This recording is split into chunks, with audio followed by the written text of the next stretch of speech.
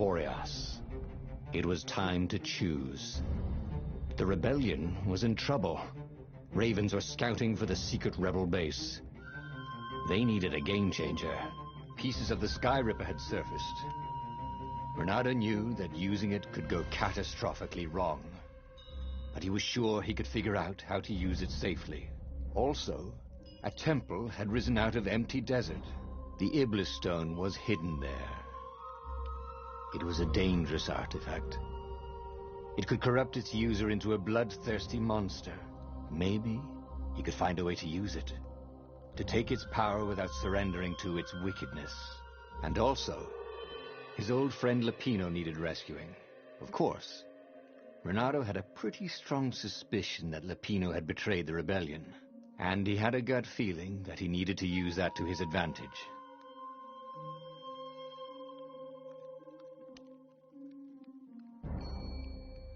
Renato finally realized that Lapino was a traitor to the cause, and maybe Renato could use that somehow.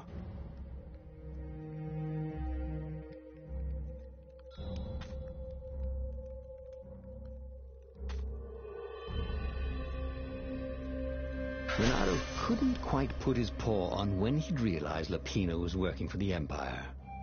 He'd never exactly seen Lapino sending coded messages to the palace, but he was sure. The rabbit had been on too many disastrous missions where he was the only survivor, or where he accidentally missed getting on the boat that went down to the abyss in flames. If Renato could prevent Lapino from getting back to the fleet with all the intelligence he'd probably gathered, it might be worth the trip.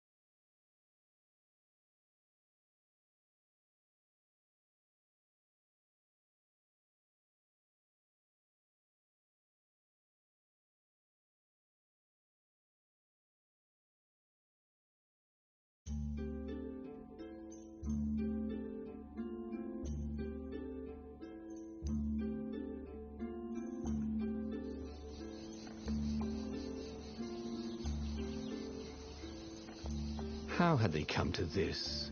They'd been on so many adventures together. Lapino had talked Renato out of prison at least 4 times, and Renato had rescued Lapino from at least 2 lynch mobs.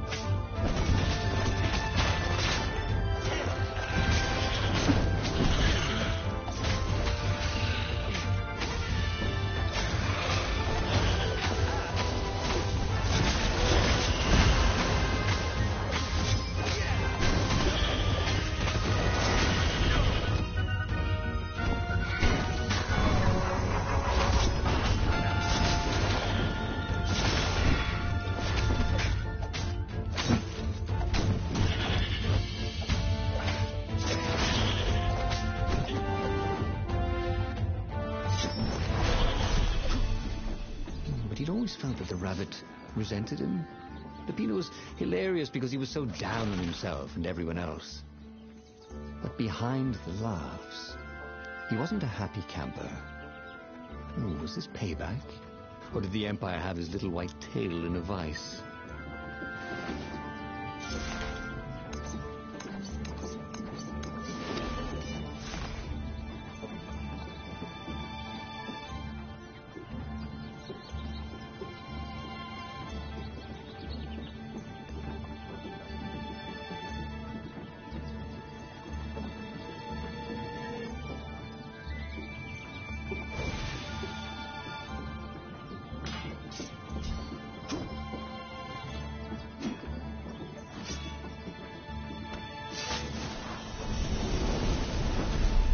was a pleasant breeze coming through that door.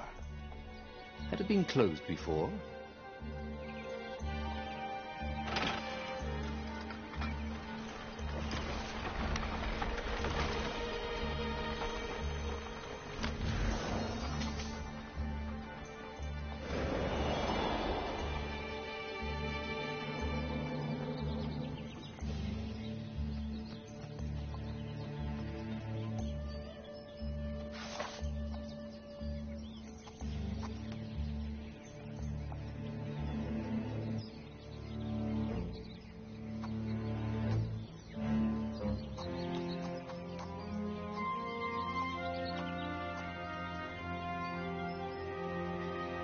Nice. That could be useful.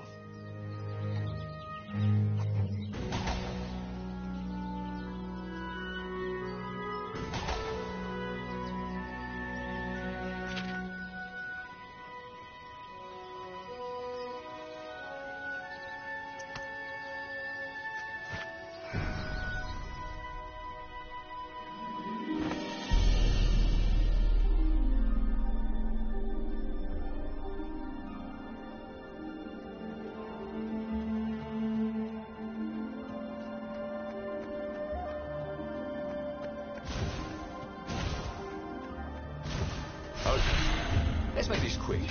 I'm on my break in literally 2 minutes.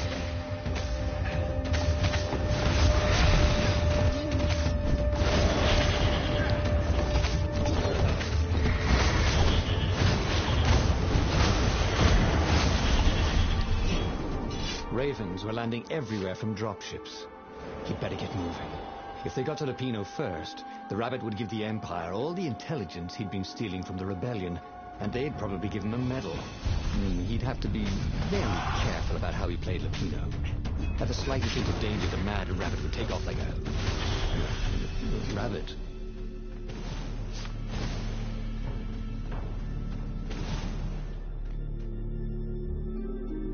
Bloody and exhausted, Renato finally reached Lupino. The Rabbit was practicing shuffling his favorite deck. Now that he knew what the Rabbit was, there were a few things about him that Renato didn't find so amusing anymore. You sent me an urgent message saying that you're in danger. Oh, I am. The Ravens are coming. Now, I've got a clever plan to kidnap Zenobia. Renato wanted to clap shackles on the Rabbit and shout, "You're a traitor, and I'm not falling for it." But if there was one thing Renato was sure of, it was that the core of the Sky River was dangerous mostly to its user.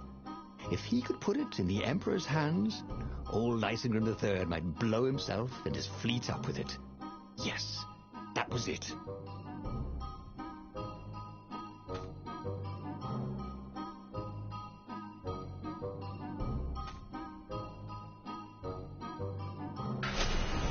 Me?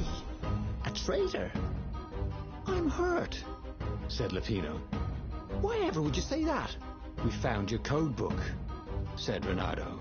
They hadn't, but he hoped Lupino would blow his cover. You got me, said Lupino. And you know what? I don't regret a thing. It's always about you, isn't it? You're the pretty hero. You get the girl, you get the medal, and what do I get? Rabbit food. I thought you liked rabbit food. Go to hell, said Lupino. And he made a gesture, and 20 ravens came out of nowhere and stabbed Renato to death. He had tried something bold and paid the price for it.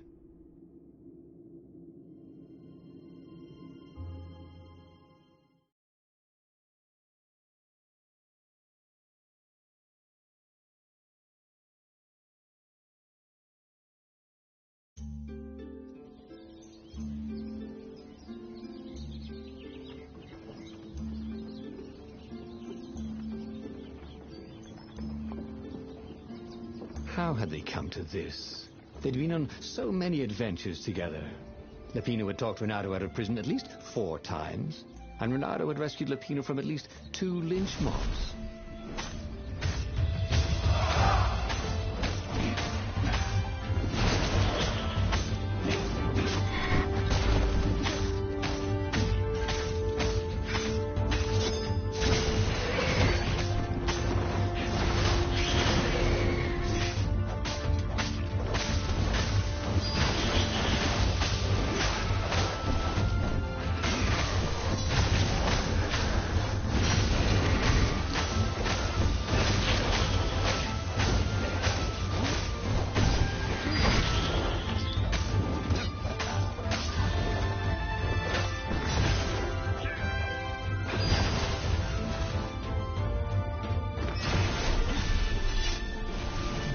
always felt that the rabbit resented him.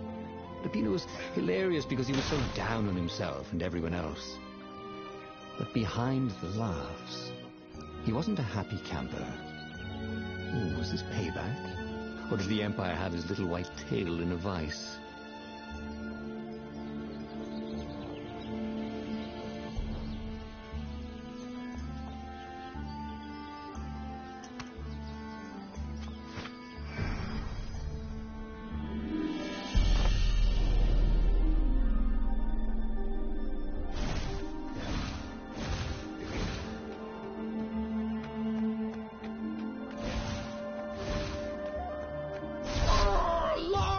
The Emperor! Called the ravens.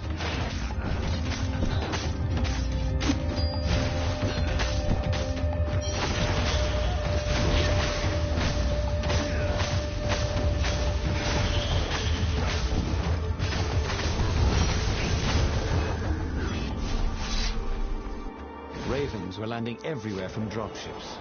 He'd better get moving. If they got to Lupino first, the rabbit would give the Empire all the intelligence he'd been stealing from the rebellion, and they'd probably give him a medal. He'd have to be very careful about how he played Lupino. At the slightest hint of danger, the mad rabbit would take off like a rabbit.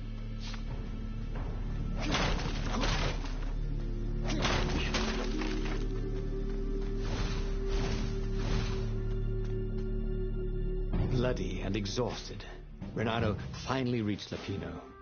The rabbit was practicing shuffling his favorite deck. Now that he knew what the rabbit was, there were a few things about him that Renato didn't find so amusing anymore. You sent me an urgent message saying that you're in danger. Oh, I am. The ravens are coming. Now, I got a clever plan to kidnap Zenobia. Renato wanted to clap shackles on the rabbit and shout, "You're a traitor, and I'm not falling for it." But if there was one thing Renato was sure of, it was that the core of the Sky River was dangerous mostly to its user.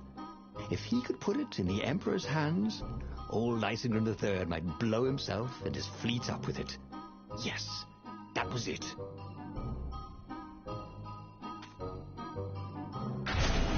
Renato felt like a real hero, brave and smart. He told the rabbit all about the Sky Ripper's God's Eye core. "I'll go get the core while you attack Zenobia," he told the rabbit. "But wait, I've an even better idea. I'll get the core and you attack Zenobia," said the rabbit. "Right, yeah, that is better," agreed Renato. Perfect. The traitor would make sure the Emperor got the core. Now Renato just needed the Emperor to use the core. If he could only get something that the Emperor wanted very badly. Zenobia. He could save her and bait the Emperor at the same time.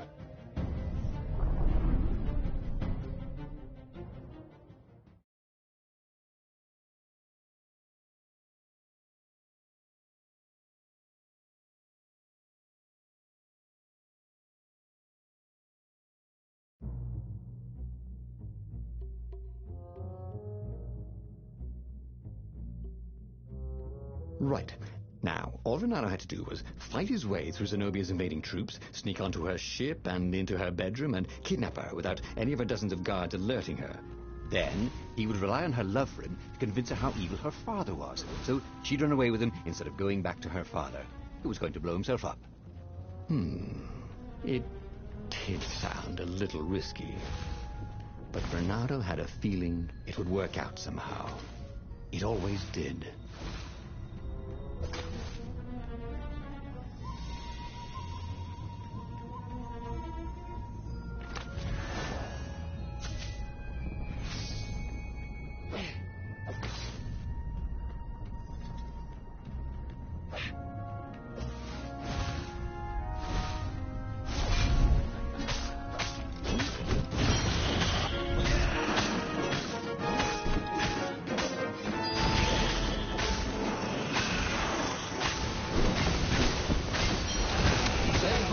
Gravity for me.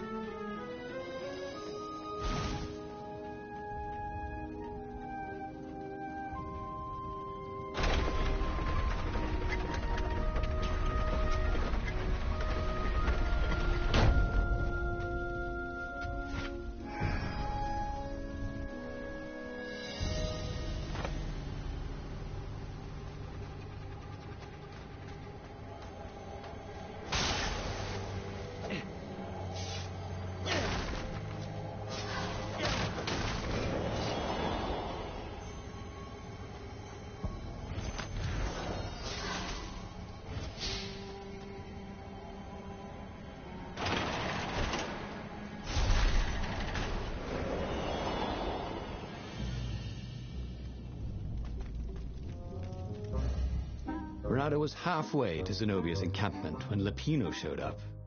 He was disheveled and distraught. They jumped us. I barely got away. Oh, they got the core.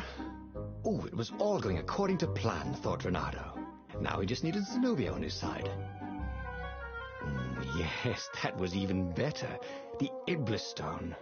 Zenobia could get it. And then the Emperor would have to pursue them. Wait. No. The gem would corrupt anyone. Even her. That's it, he thought. Even Lapino. Even though Lapino was already a traitor. It would turn him against his secret master, the Emperor. He would try to make himself Emperor. And the Emperor would have to defend himself with the core. Boom. He was a super genius.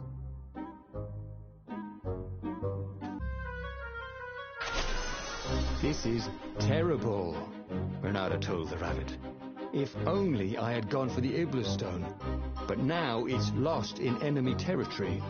He handed Lapino a map. It gives the bearer so much power. We can only hope the Emperor never finds it. What was that? Said Lapino. I think someone's following us. I didn't hear anything. Rabbit ears. You go on ahead. I'll check it out. And with that, Lapino hopped off with the map.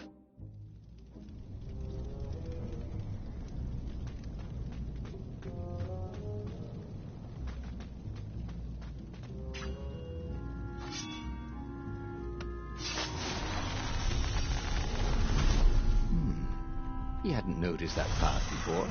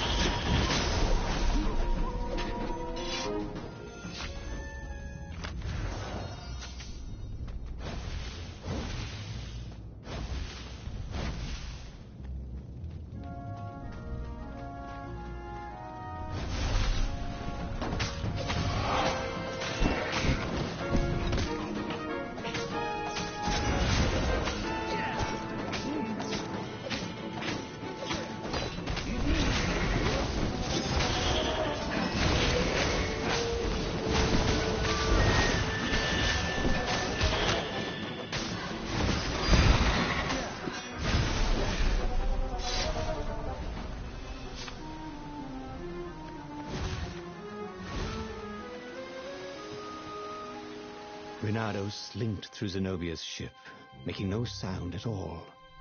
She was curled up on her bed. He'd forgotten how beautiful she was, how sleek, how soft. He tapped her on the shoulder with his sword. She was made of smoke, and he noticed he had a very solid blade to his throat. "Did you really think you could capture me?" purred a familiar voice. "I just wanted to chat," said Renato. "Did you ever wonder why the Emperor adopted you? He needs a sacrifice, someone who truly loves him, to make a bargain with the lost gods." "That's a vicious lie. He wants to bring them back." That's crazy. Why would anyone... They could make him immortal, an eater of souls. And with that, her eyes widened. She understood. Renato told her how he had rescued a priest whose order had been massacred, how he had slept in a burnt village. At midnight, the Emperor's victims had come to him in his dreams to tell him of the hideous eldritch rituals they'd been sacrificed in. He could still see those kittens and puppies, their wide, sad eyes, their moist noses. "You can't prove that." "I've got a witness at the observatory."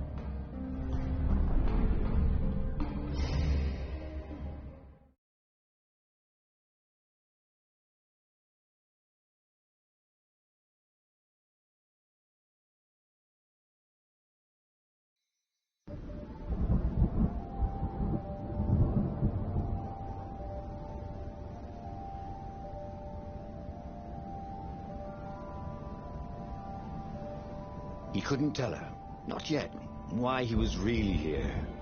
He didn't want her to be anywhere near the fleet when her father blew himself and the Pino up. So he told her about how the Emperor's obscene rituals had raised ancient artifacts out of the land. How he'd followed the appalling trail of the hideous horrors His Majesty had perpetrated for the sake of his own immortality.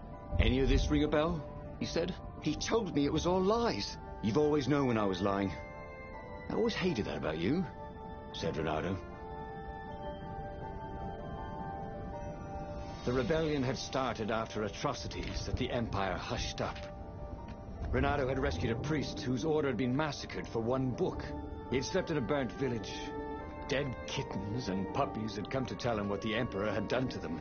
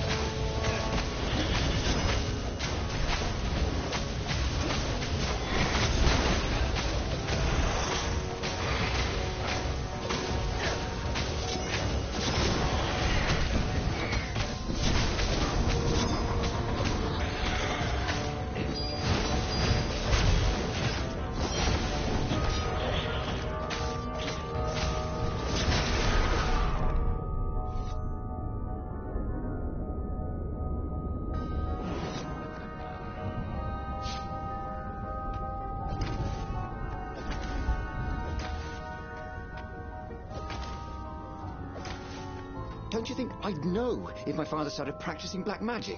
Why? Would you join in? No. I'd destroy his books and I'd...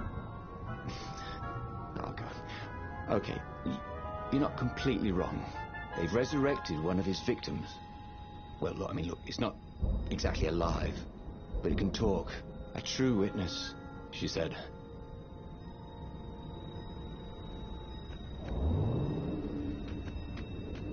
It was a bit windy up here.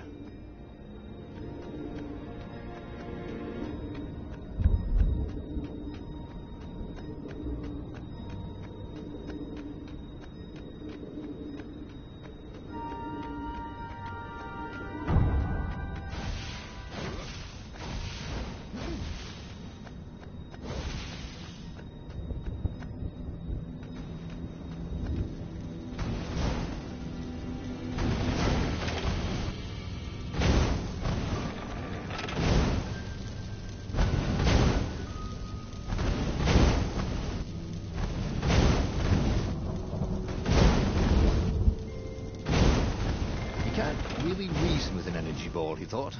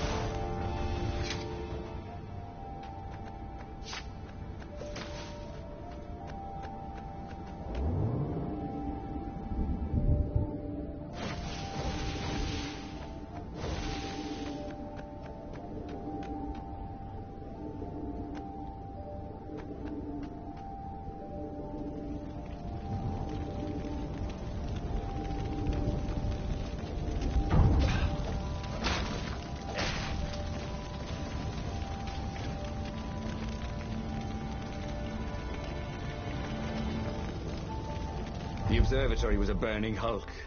dead scientists and black feathers everywhere.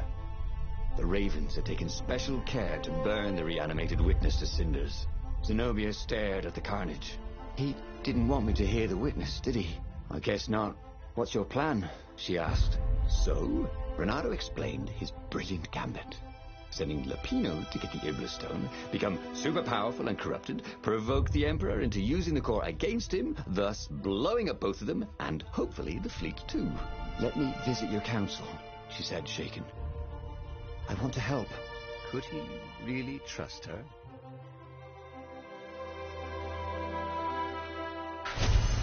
He'd done it. He'd made Zenobia see how evil her father really was.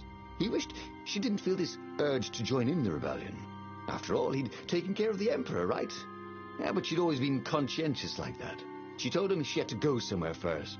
So Renato gave her the location of the secret base, and they agreed to meet in the ruins. He had a very good feeling about this.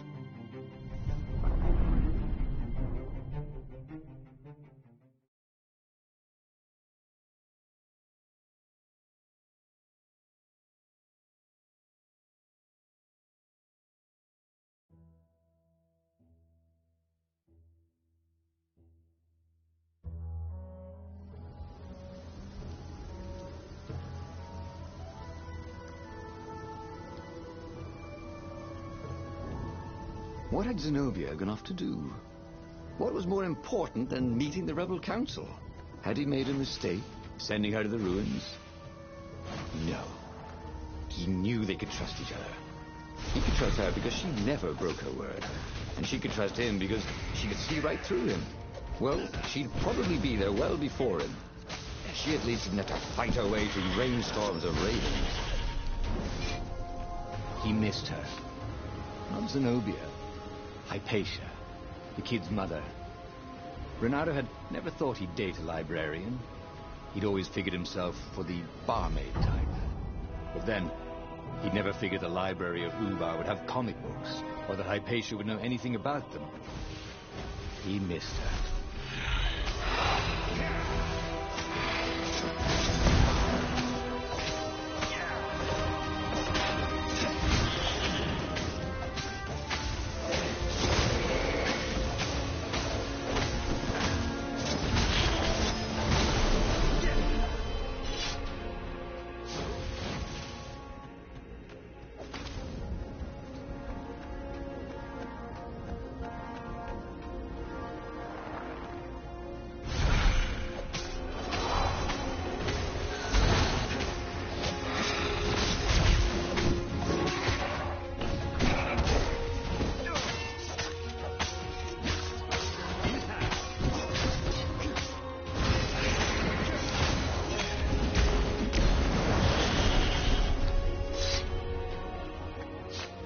As he came around the bend, there was Lapino, unconscious on the side of the path, and Renato could smell a familiar, sweet, smoky scent. Who? Zenobia. It had to be. She never used a combat spell when she could use drowsy gas. That meant she had the Iblistone. What would it do to her? She hated her father now. She'd kill him for sure. The council wouldn't mind if she killed the Emperor, but murdering her father would destroy her. He had to get to whatever ledge she was on and talk her down from it. Who are you looking at? Oh, right. No one.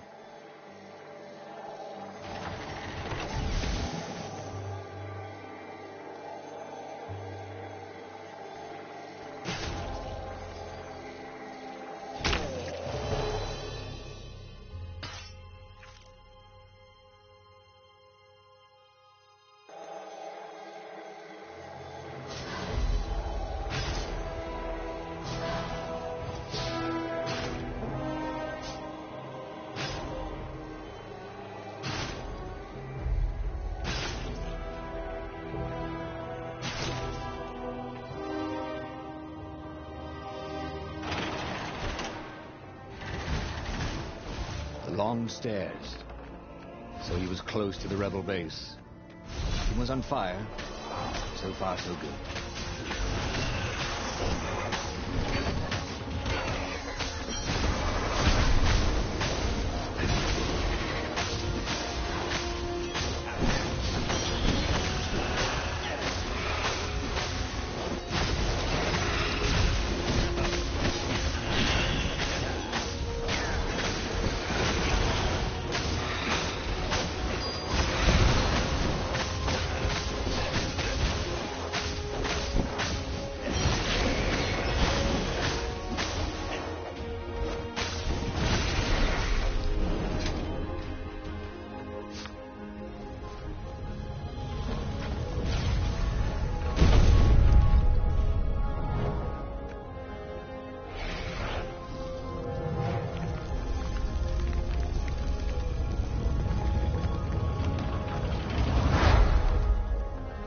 Everyone in the council chamber was dead.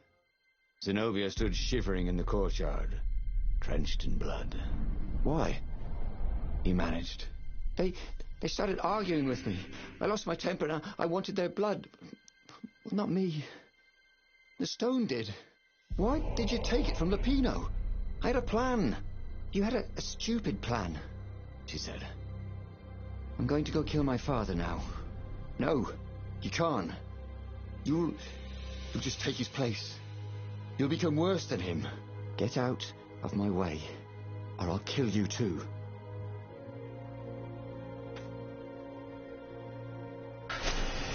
You won't kill me, he said. And I won't let you kill the Emperor. Enraged, she raised the sword. You hate him too? He could sense the Iblastone, yearning for his death. But she didn't strike. If you kill him, he'll destroy you. I know you. Shut up! She shouted, her sword trembling. I won't lose you again. Not for anything. Get away from me, he said, and he was very close. I can't lose you again. And he was in reach of her sword now. I hate him! I hate you too! I love you, he said for the very first time. And then she was weeping. He was holding her. The sword had dropped from her hand. He glanced at the Iblastone. It was no longer the black of the void. It looked like coal. No. It glowed, like a cinder. It was crackling, burning, crumbling into ashes. You've always loved me, haven't you? She said. She was weak. The stone had taken so much from her. Always, he said. She staggered as he helped her up. Let me take you away. Where? The island of Avalon. The sisters will heal you. He'll follow us. Then we need the Farfarer, the fastest ship in the Empire.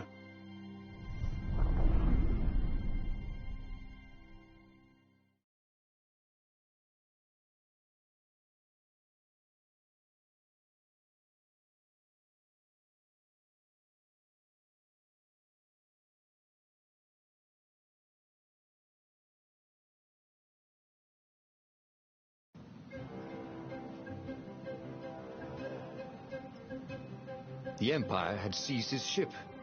They'd have to take it back.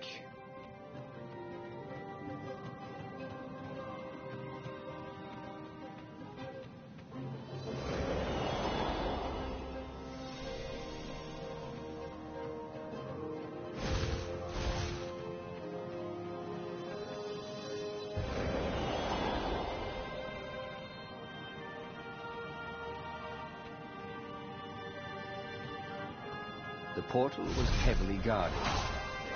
It must go someplace they really didn't want it to go.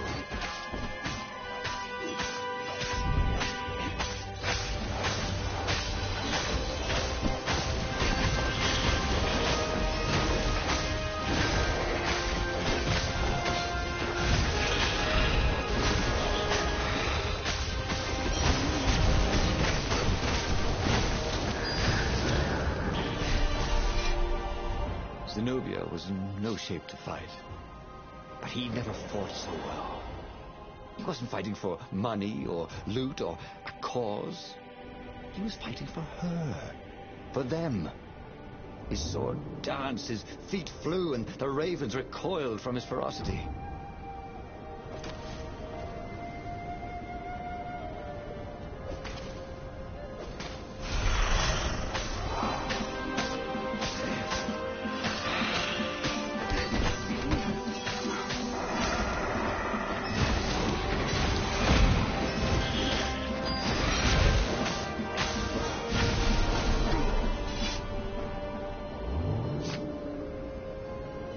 Oh, this really didn't have much in the way of safety features, did it?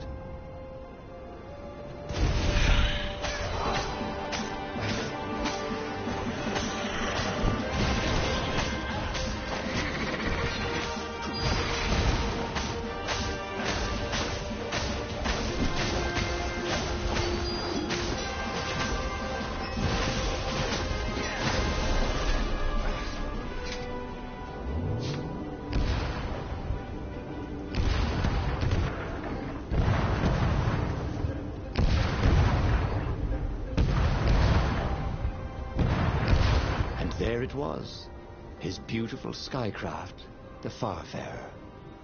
They would fare very far indeed, beyond the Empire, beyond the reach of the Empire, to the mystical island of Avalon. He didn't know exactly where it was, but he knew he could find it. And they would find peace there. Second star on the right, and straight on till morning, laughed Zenobia. And they laughed together for the first time in a long time.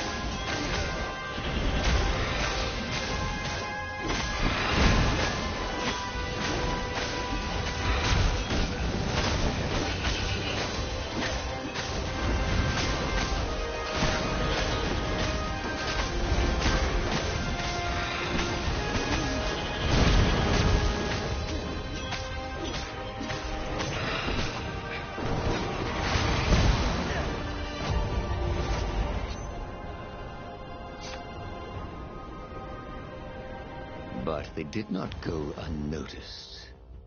Scout ships lifted off, and the long lance of the Imperial flagship. Bernardo turned downwind to gain speed. The Raven ships could pursue, but they couldn't close. The Far Speaker croaked, "You return her and live!" "Go sacrifice yourself," yelled Bernardo. "Then you won't have her either." On the flagship, the Emperor was readying some arcane weapon. It couldn't be. It was the core. A devastating beam lanced out of the flagship. Bernardo zigzagged wildly to keep the Farfarer out of it. Now the Raven scout ships were closing the distance, and the beam was getting closer too. Then came a blinding flash, and the air was searingly hot all around him. There was a thunderous, deafening roar. He could smell burnt oak and burnt feathers and burnt flesh. But when he could hear and see again, they were alive and unhurt. And they were alone in the sky. Zenobia embraced him. They had done it. Through luck and through love, they had won the war. "Avalon, here we come," he said as he held her arms wide in the prow of the boat and let her feel its speed. "Maybe the real Avalon is wherever we're together," she said. And so, after a bit of an argument, Reynardo and Zenobia went to one of the two Avalones. The one shrouded in mists. Or the one in their hearts. But which one they went to, I'll never tell. He'd done it. He'd forged his own destiny. Well, he hadn't actually done it. But he knew what he would do. Reynardo smiled at the book. He practically wanted to kiss it. The kid's sacrifice hadn't been in vain. He'd saved the book and saved the world. Reynardo owed him and his mother so much. Reynardo lowered the mainsail and let the Farfarer shoot forward in the breeze. Second star to the right, and straight on till morning. This time, he would win.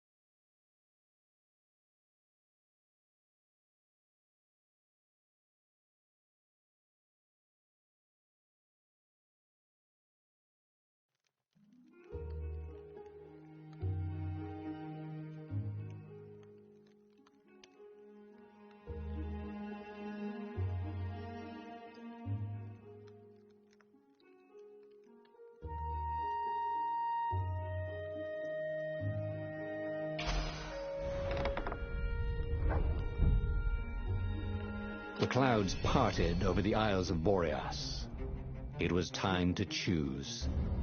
The rebellion was in trouble. Ravens were scouting for the secret rebel base. They needed a game changer. Pieces of the Sky Ripper had surfaced. Reynardo knew that using it could go catastrophically wrong. But he was sure he could figure out how to use it safely.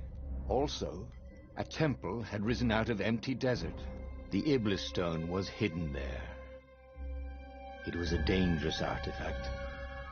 It could corrupt its user into a bloodthirsty monster. Maybe he could find a way to use it, to take its power without surrendering to its wickedness. And also, his old friend Lapino needed rescuing. Of course, Renato had a pretty strong suspicion that Lupino had betrayed the rebellion, and he had a gut feeling that he needed to use that to his advantage.